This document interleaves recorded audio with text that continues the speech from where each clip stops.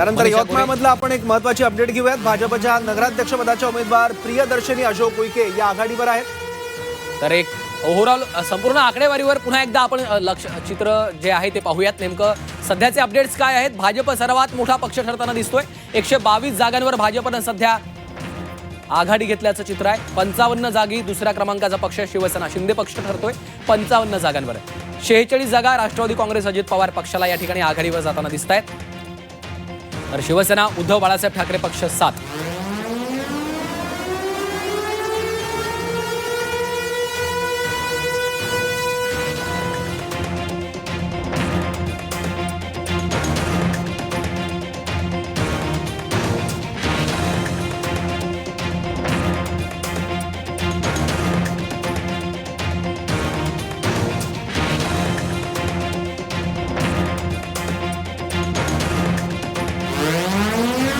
तर एक महत्त्वाची बातमी येते। यवतमाळमध्ये प्रियदर्शनी उईके यांनी आघाडी घेतलेली आहे।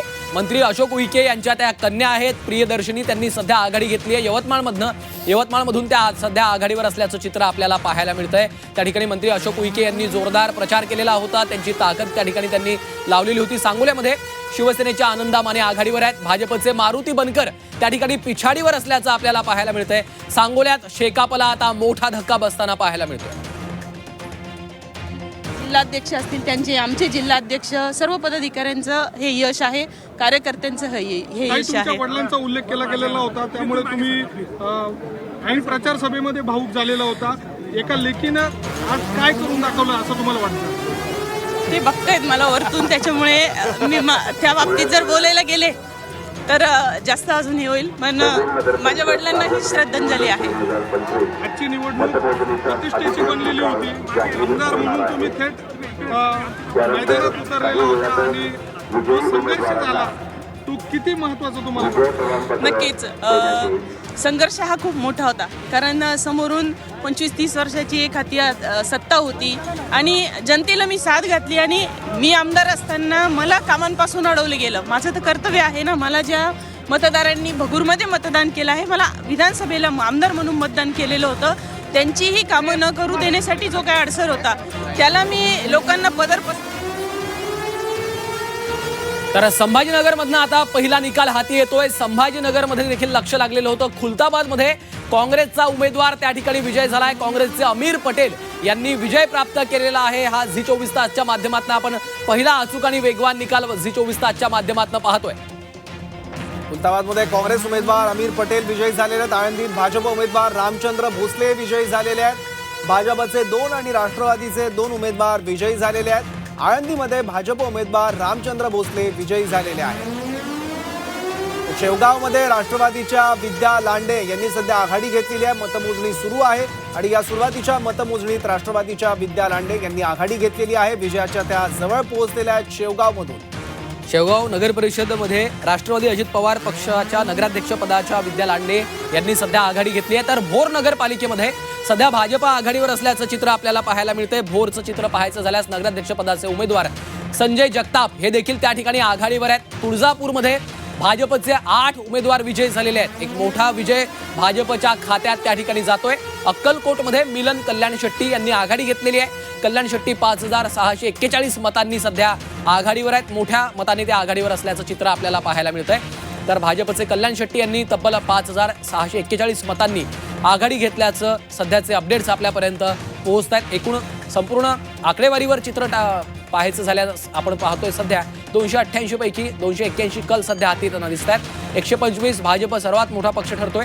55 जागांसह शिवसेना शिंदे पक्ष आघाडीवर असल्याचं चित्र पाहतोय। तिसऱ्या क्रमांकावर अर्थात राष्ट्रवादी काँग्रेस अजित पवार पक्ष। वेगवेगळ्या पक्षांचे नेते आपल्याला मागे दिसत आहेत ग्राफिक्समध्ये, जे वेगवेगळ्या पक्षांचं नेतृत्व करतात आणि कोणत्या पक्षाला सध्या किती जागा मिळताना दिसत आहेत, किती जागांवर कोणता पक्ष आघाडीवर आहे त्याचं ग्राफिक्स आपण स्क्रीनवर बघतोय। पण त्यापूर्वी छत्रपती संभाजीनगरमधली सुद्धा एक महत्त्वाची अपडेट आहे। याच जिल्ह्यामधून आता दुसरा सुद्धा निवडणुकीचा निकाल लागलेला आहे। खुलताबाद नंतर आता फुलंब्रीमध्ये नगराध्यक्ष पदावर राजेंद्र ठोंबरे जे की उद्धव ठाकरे गटाचे उमेदवार आहेत ते विजयी झाले आहेत। पालघरमधील 4 पैकी 2 ठिकाणी भाजप विजयी झाली. निश्चितच आहे. पालघर मधला एक महत्त्वाचा अपडेट आहे. 4 पैकी 2 ठिकाणी भाजपनं विजय मिळवलेला आहे पालघरमध्ये. पालघरमधले महत्त्वाचे अपडेट्स आपण पाहतोय. पालघरमध्ये देखील भाजपनं जोरदार प्रचार त्या ठिकाणी केलेला होता. 4 पैकी 2 ठिकाणी भाजपला विजय मिळताना आपल्याला पाहायला मिळतो. चिखलदरा नगर परिषदेत भाजपला मोठा धक्का बसलेला आहे. काँग्रेसचे शेख अब्दुल शेख हैदर हे विजयी झालेले आहेत. भाजपचे राजेंद्र सिंह सोमवंशी पराभूत झालेले आहेत. भाजपला हा मोठा धक्का त्या ठिकाणी बसताना आपल्याला पाहायला मिळतोय. तर कोल्हापूर शिरोळ्यामध्ये भाजप तारा राणीला मोठा फटका बसलेला आहे. नगराध्यक्षपदी सारिका माने यांचा पराभव झालेला आहे.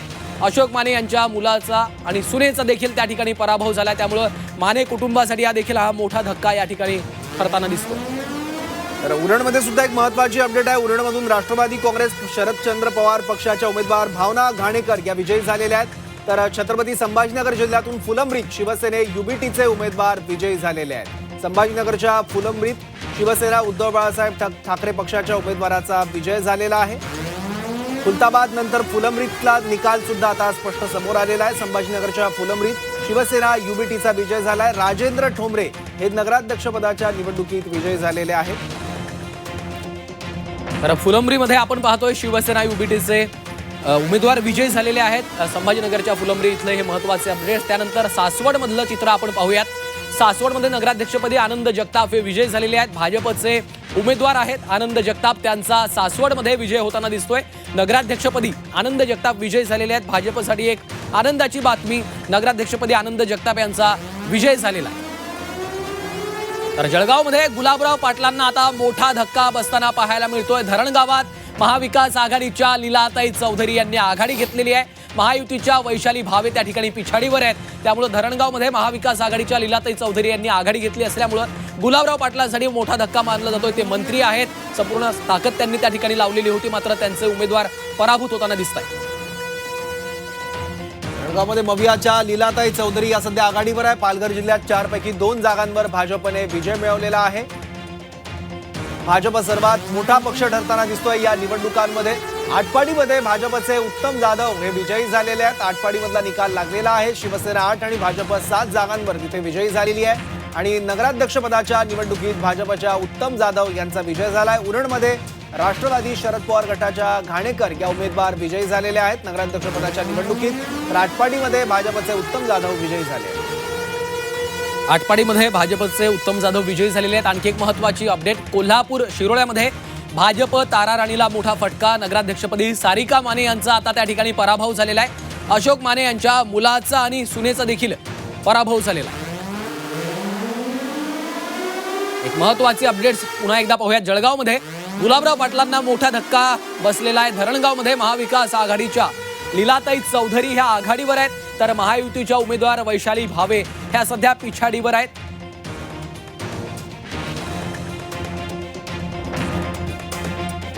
जळगावमध्ये गुलाबराव पाटील यांना मोठा धक्का बसलेला आहे. तिथली निवडणूक प्रतिष्ठेची होती गुलाबराव पाटलांसाठी. धरणगावमध्ये मवियाच्या लीलाताई चौधरी यांनी सध्या आघाडी घेतलेली आहे.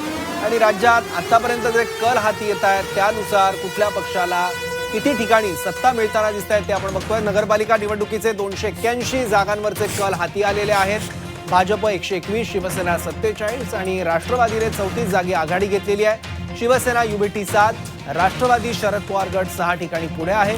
तर काँग्रेस 27 ठिकाणी आणि इतर घटक पक्ष असतील किंवा छोट्या आघाड्या असतील त्या 39 ठिकाणी सध्या आघाडीवर आहेत. झी 24 तासवर अचूक निकाल तुम्ही बघत आहात स्थानिक स्वराज्य संस्थांच्या निवडणुकांचे. नांदगावमध्ये शिवसेनेचे सागर हिरे विजयी झाले. तर देसाईगंजमध्ये भाजपच्या लता सुंदरकर आघाडीवर आहेत. नवापूरमधनं राष्ट्रवादीचे जयवंत जाधव यांनी आघाडी घेतलेली आहे. तर भाजपच्या लता सुंदरकर यांनी देसाईगंजमधनं आघाडी घेतल्याचं महत्त्वाचं अपडेट्स आपण या ठिकाणी पाहतोय. नांदगावात शिवसेनेचे सागर हिरे हे विजयी झालेले आहेत. शिवसेनेसाठी आता शिवसेनेच्या कार्यकर्त्यांनी देखील तिथं जल्लोषाला सुरुवात केली आहे.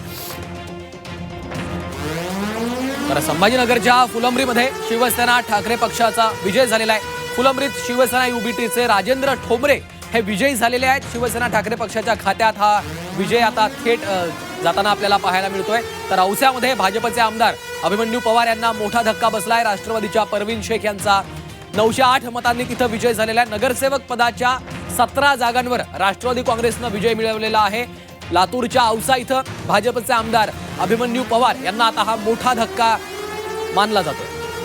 औस्यामध्ये भाजपा आमदार अभिमन्यू पवार यांना मोठा धक्का. राष्ट्रवादीच्या परवीन शेख 908 मतांनी विजयी झालेले आहेत. नगरसेवक पदाच्या 17 जागांवर राष्ट्रवादीचा विजय झालेला आहे. अभिमन्यू पवार यांना मोठा धक्का औसामध्ये.